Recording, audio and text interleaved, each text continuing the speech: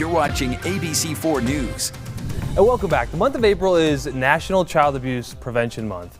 So we're here to have a conversation. Joining me today is Jocelyn De La Rosa, the Executive Director of Family Support Centers in Salt Lake. And thank you for being here today. Thank you. I'm excited to be here today. Okay, we're here talking about April being Child Abuse Awareness Month. I mean, first of all, what's this month about? Why have that message?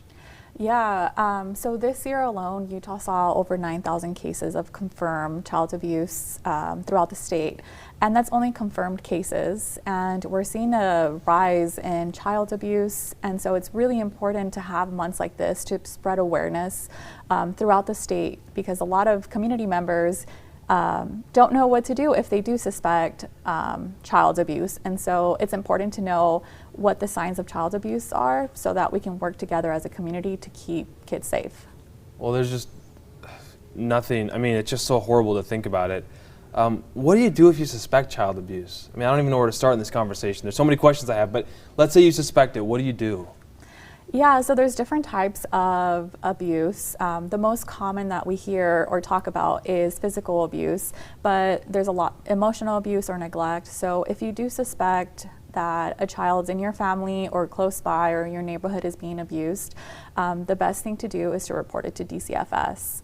And when in doubt, report. And that's kind of the motto that we should all have, because it's better to be on the safer side. So you mentioned there's a rise in cases. What's going on? Yeah, we've seen a rise, I think, also just because of COVID, the pandemic, high levels of stress.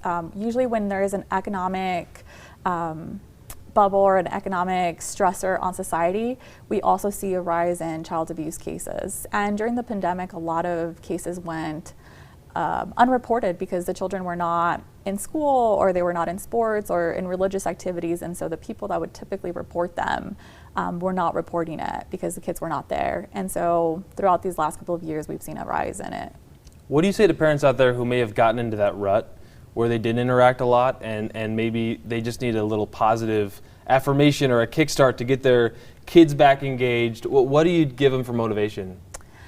You know, a lot of the time is just take a breath, enjoy your kids, get them out. Spring is coming, summer is coming. There's a lot of ways to interact with your kids that is playful and really interactive, and, you know, just taking those couple seconds to make every activity interactive with your kids. What do kids need the most?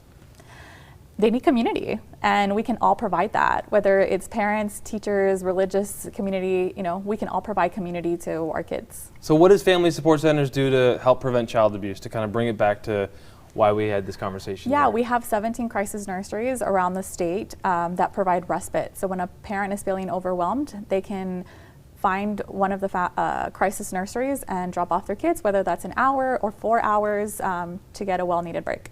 Okay. That sounds like an amazing resource. I know we've covered this before. UtahFamilies.org is where they can find more information in terms of those resources to help them when they're in a tough place. Yeah. Okay. Anything else you want to add before we wrap it up? Yeah, just keep an eye out. You know, all our kids, what we really need is love, and show love for the kids in our community. Okay. Well, Jocelyn De La Rosa, we really appreciate your time today. Thank you for sharing this message. Thank you. Thank you for having me.